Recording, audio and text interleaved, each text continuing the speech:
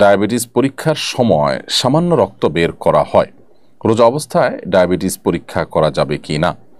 ভাই আমিনুল ইসলাম, ডায়াবেটিস পরীক্ষার সময় সামান্য যে সুইয়ের অগ্রভাগে যে পরিমাণ পানি থাকে ওই পরিমাণ রক্ত যে বের হয়, এর ফলশ্রুতিতে আপনার ওজু ভঙ্গ হবে না যদি এটা গড়িয়ে পড়ার মতো অতটুকু না হয়।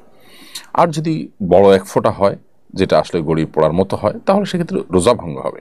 আর রোজা অবস্থাতে এই টেস্ট করলে রোজার কোনো ক্ষতি হবে না, কারণ শরীর থেকে 1, 2, 4, 10 ফোঁটা 20 ফোঁটা এরকম রক্ত পড়লে রোজার কোনো ক্ষতি হয় না। যদি এত বেশি রক্ত পড়ে যার ফলে আসলে রোজাদার ব্যক্তির জন্য রোজা রাখাটা চ্যালেঞ্জিং হয়ে যায়, দুর্বল হয়ে যায়, তাহলে সেটা অ্যাভয়েড করতে শরীয়ত নির্দেশ করেছে, যদি সেটা অ্যাভয়েড করার মতো হয়।